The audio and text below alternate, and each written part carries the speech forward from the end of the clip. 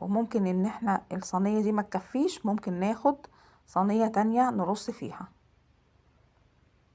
اهو بصوا بقى، بنجيب كده الطرف على الجنب بيبقى مثلث، وانا بوريكم كل التفاصيل عشان يبقى سهل عليكي جدا، ما يفوتكيش ولا حاجة ولا تفصيلة ابدا من الوصفة.